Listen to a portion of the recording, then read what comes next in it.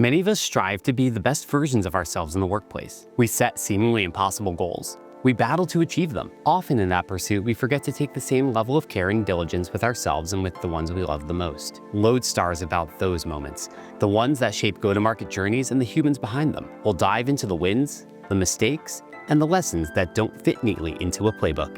Hi everyone, Cliff Simon here with another episode of LodeStar. I'm here with James Kaikis, former CRXO, now turned GTM consultant. That's right. That's a lot of fun. It's fun. Yeah, it's been fun. I feel like I've had a great journey of like solutions engineering leadership, to entrepreneur, to head of go-to-market CRXO, and now taking my learnings and working with a lot of early stage companies to help them in this new world that we're in. Very cool. So I don't know if everyone that's going to be watching this knows your background. Can you give us just a little highlight? Yeah, absolutely. Yeah, I think the biggest thing for me is the fundamental aspect of my career is I've made multiple shifts. So I started in operations, like athletics, game day operations, like going to a sporting event. I was the team that was helping do operations. Okay, cool. And so I moved into hospitality and hospitality operations, where I tell people I had the coolest job in the world. I wore an Aloha shirt in Hawaii and worked on the beach and made sure people had a good time as the VIP manager for Hyatt hotels. And so the thing is, like, this was the first seismic shift. Is I took that experience of working in hospitality and went to a hospitality technology company and worked in professional services and implementation. And so that's where I got my start in tech. And because I could speak the language of hospitality and hoteliers, they would bring me on the sales calls. And our most important sales calls, I was doing proof of concepts, I was talking to hoteliers, and then that's where I actually fell into solutions engineering, which is where I've spent most of my career as a solutions engineer, solutions engineering leader, a couple different startups, before going to Salesforce and co-founding the Pre-Sales Collective. And Pre-Sales Collective is the global community for sales engineers. We grew it from an idea to a 35,000 member global community. That's awesome. Wild times during the pandemic, like we took advantage of the timing and ultimately sold that company. And took about a month or two off and got into some consulting. And that's where I joined TestBox. TestBox was one of my clients. And for anyone who doesn't know TestBox was a marketplace for buying and evaluating software, and they made a pivot to demo automation, which is where a lot of my background was. And so I joined as head of go-to-market and CRXO, and we had an awesome ride over the last 2 years, grew the company over 6x, like world-class NRR retention, like really built a go-to-market motion that was customer first. And that was an amazing experience. And I stepped down at the end of the summer and taken some time off before I get back into it. Okay, I mean, there's a lot to unpack there. There's a lot.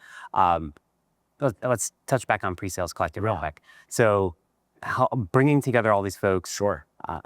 What was the impetus for that? Yeah. Pre-Sales Collective is a really special moment in I think my career and for the profession, because something like that never existed.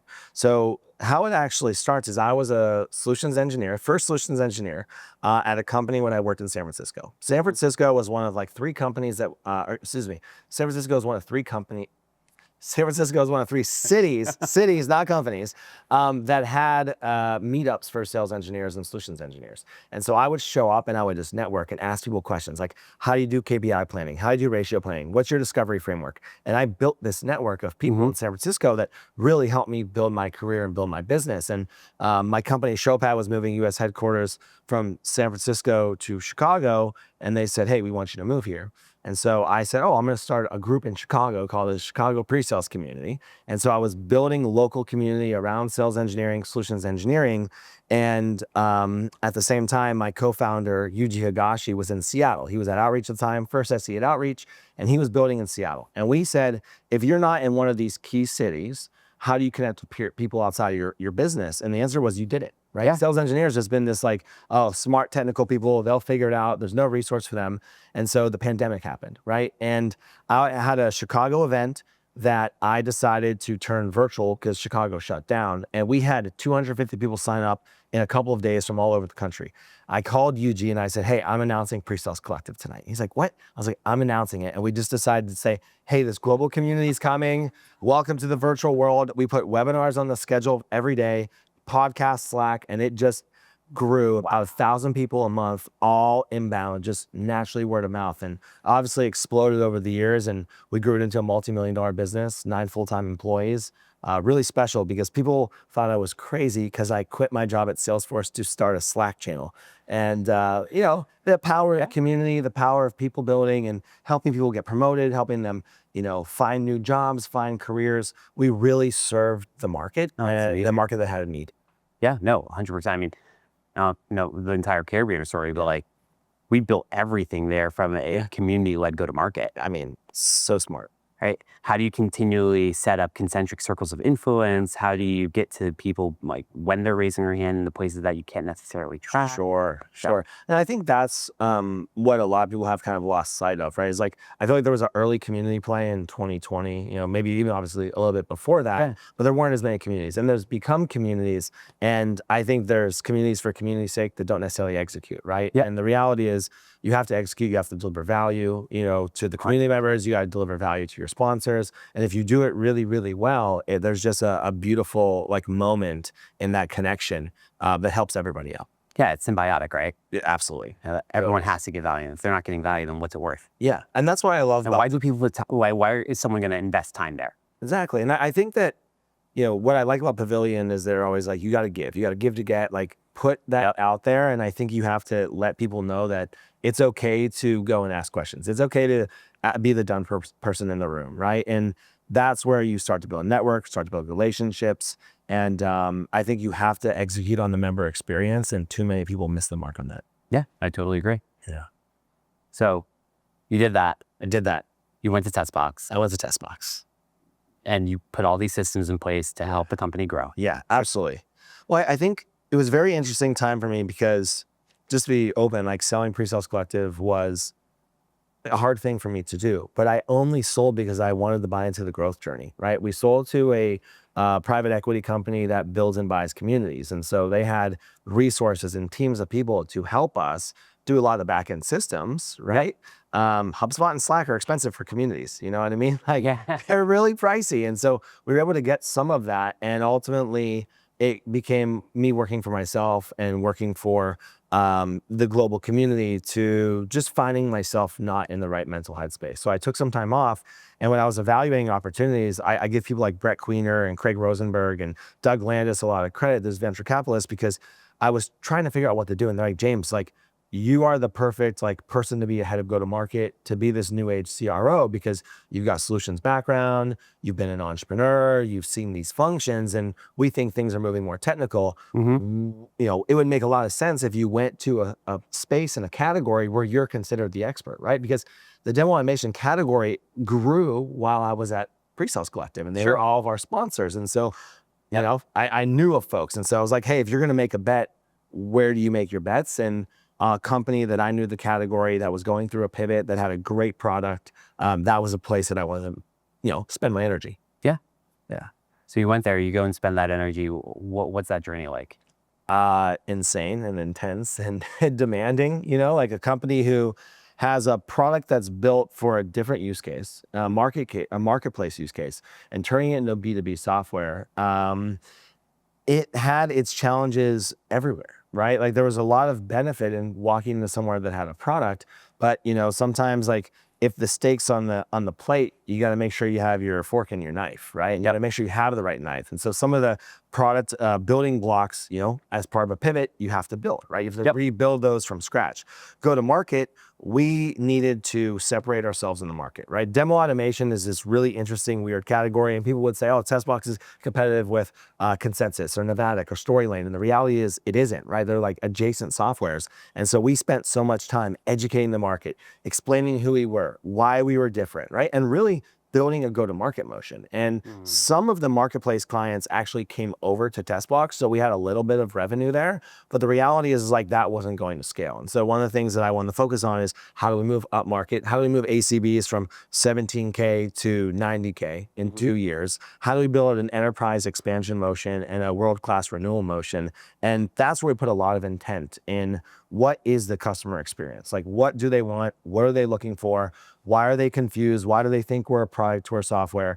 And putting a lot of intention in that. And I think that's where my experience of owning revenue and owning market and customer success and every function team allowed us to move a lot quicker to say, hey, like, we're all in this together. Like, the incentives were aligned, right? And so we would just move forward. And it was an amazing experience. It was very demanding and very challenging, right? Seed stage company that needs to get growth metrics for Series A, like the pressure's on, you know, pressure's on. And the fact too, like, right, you've had ownership of all these different portions of go-to-market. So you're shifting the positioning and messaging. At the same time, you're technical. So you're going back to the product team and saying, hey, these are the things that we need to be able to shift and change within the product itself. These are the features that we need. These are the things that are non-negotiables because we're not going to be able to compete in the marketplace without them. Absolutely. And I think that has been a superpower of mine, is that I've had a lot of experience into product and engineering and worked with those folks. And so being on the front line and being the voice of the customer, you get to hear every day, you know, what's working, what's not working. And I think what was, you know, kind of getting a little bit further in the journey of Testbox, the business had already leaned into AI from the beginning, right? And then we really, really leaned into AI and built AI go-to-market, you know, from discovery calls to decks to research. And it really allowed us to just be better about how we showed up in front of our customers. Obviously it wasn't perfect, but it was a great journey because it had like a new challenge every day. And that new challenge always gives you another reason to get up and go and go. Absolutely. Well, I mean, I've joked about this a couple times already. It's like my executive coach says that I'm a masochist, right? She's like, you love the pain, you love the problem solving. You always want to put yourself in hard situations instead of taking the easy route, right? And I think that was what was so appealing about the opportunity at Testbox is pivot, right? Pivoting into a new category in space, and you got to rebuild everything, right? You're rebuilding product, you're rebuilding engineering, you're building customer engineering. And that was ultimately the challenge of why you woke up every day and you're like, I'm willing to grind, you know.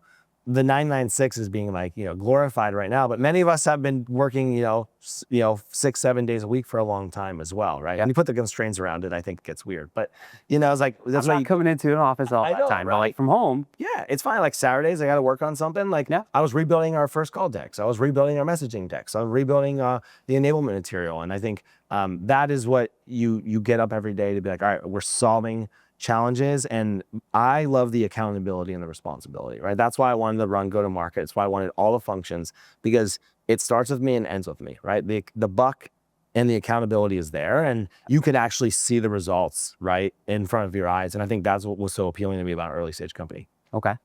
But then that go, like ultimately, like it did. Yeah. It's not sustainable. It's not sustainable. I think, you know, I think what's so interesting is like, I have always tussled with this concept of like hustle culture, right? I like to work, and as I've gotten older, like work has become my hobby, right?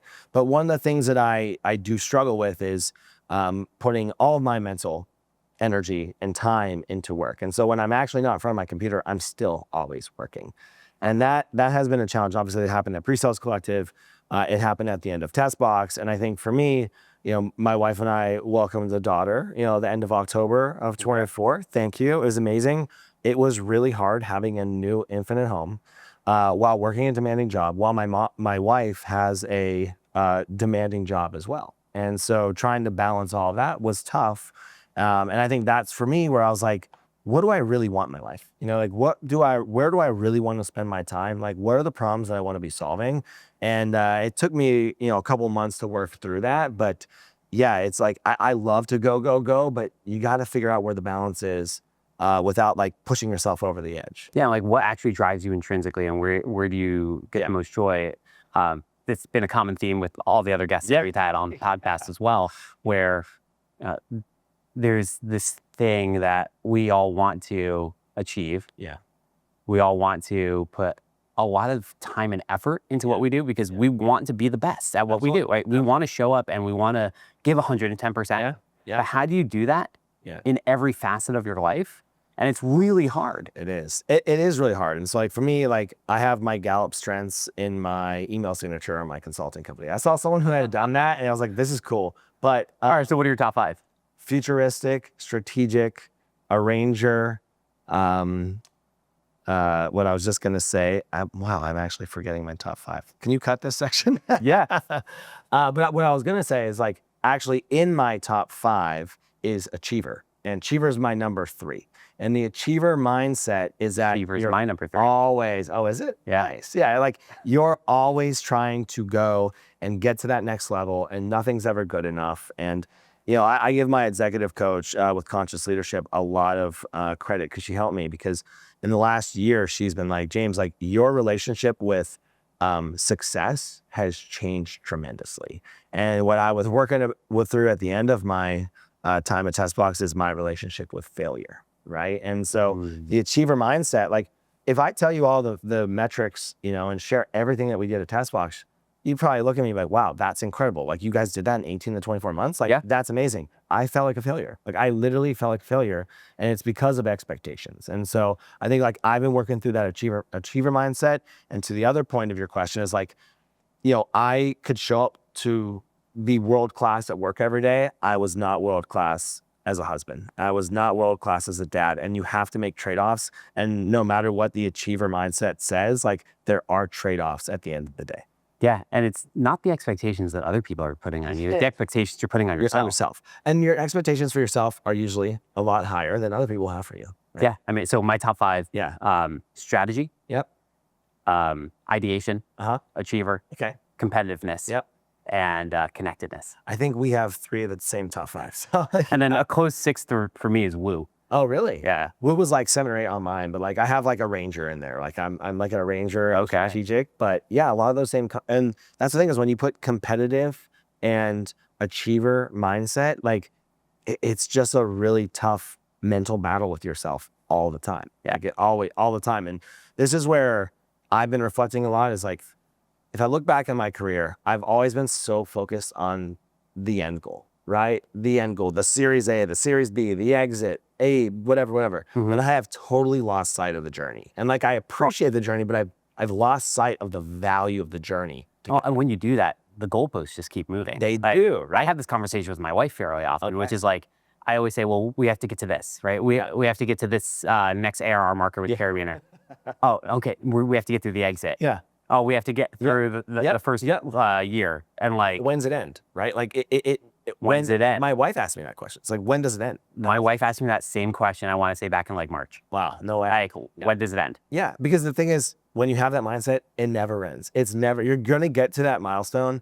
And I don't know how like when I sold my company, I had this thought of how it was going to feel. Like we sold at, November 2021, peak Zerk, all cash deal, like changed my life. I can't retire, but it changed my life enough.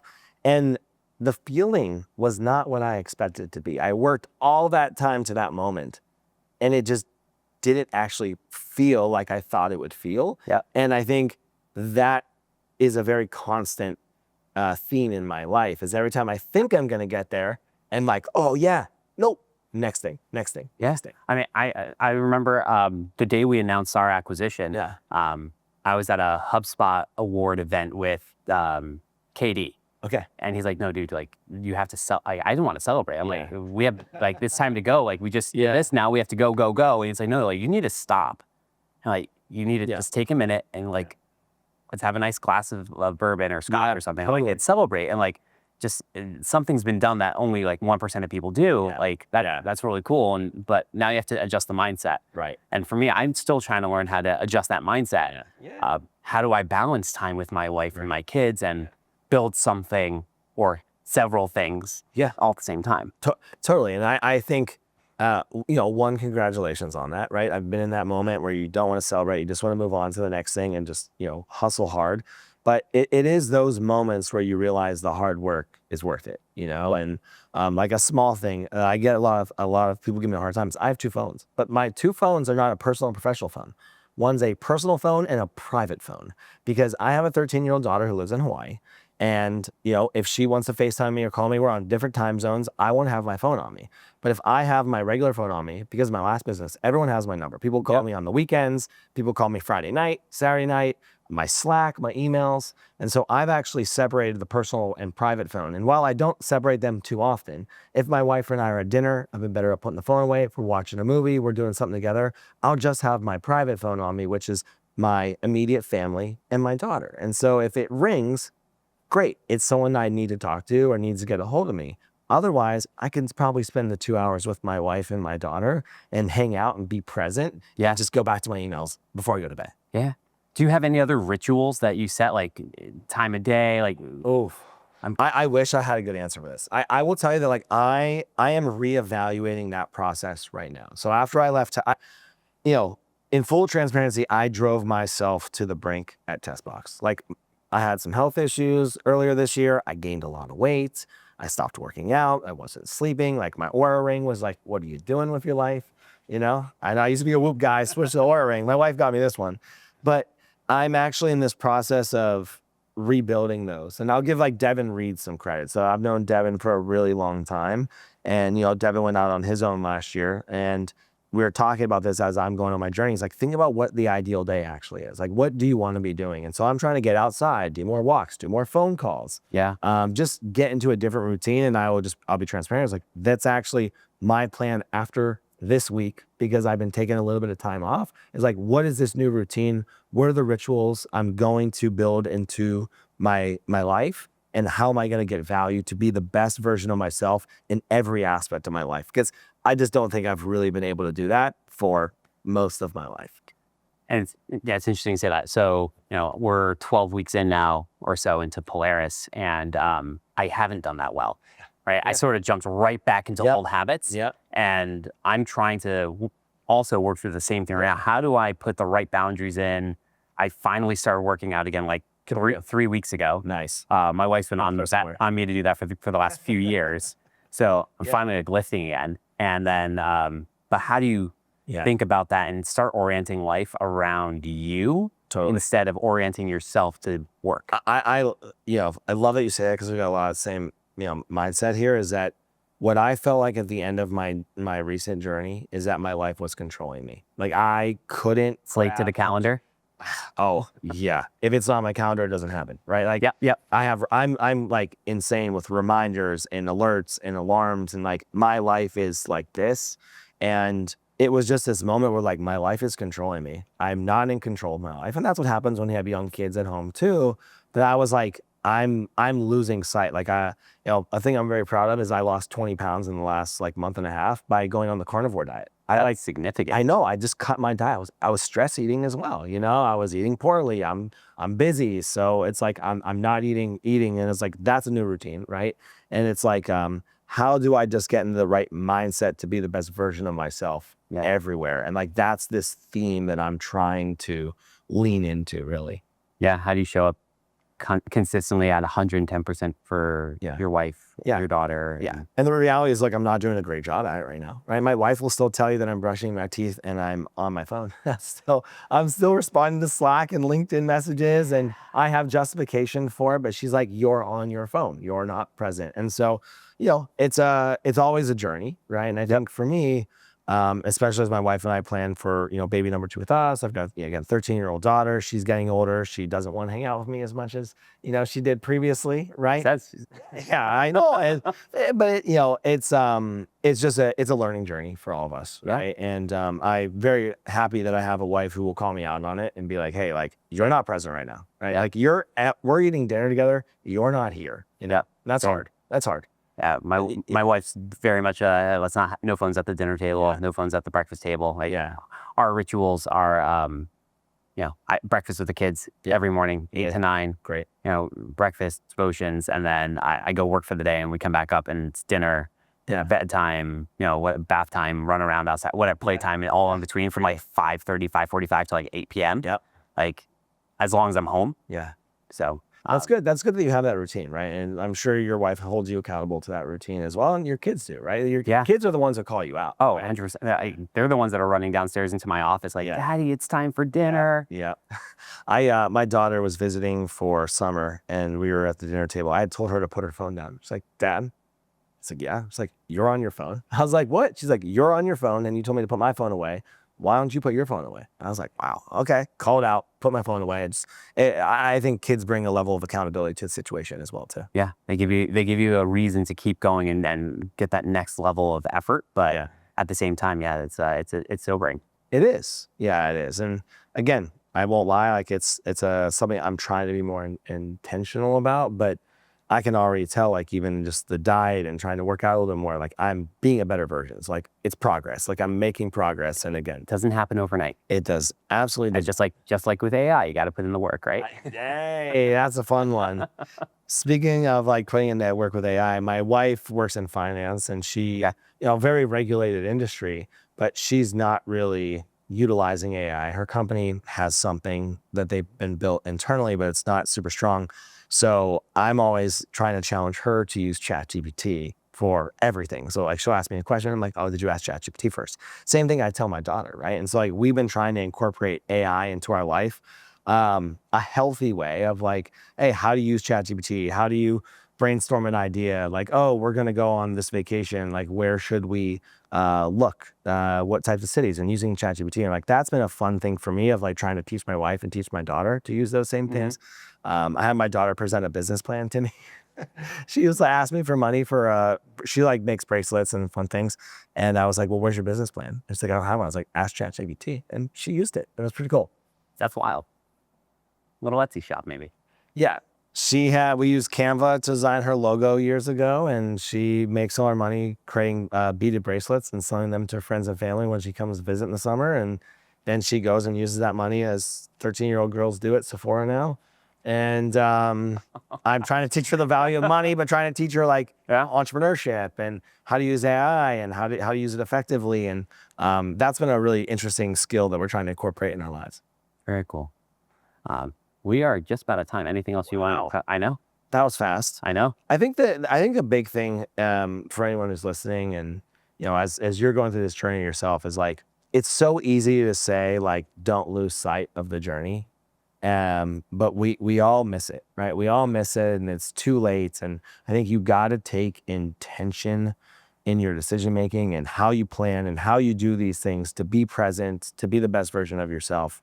And so for anyone who's kind of going through that struggle themselves as well, like you're not alone. Like it's been therapeutic for me to start to talk about it with other people because I'm realizing like, oh, Cliff's a cheaper mindset too, and he's having the same situations with his wife about being present. And I think when you talk about it, you start to socialize it and realize you're not alone, and you start to have some accountability from your friends and your peers to show up better. I think that's the hardest part, right? And most of us, you talked about work becoming your hobby. Yeah, for me, 100% it's become my hobby.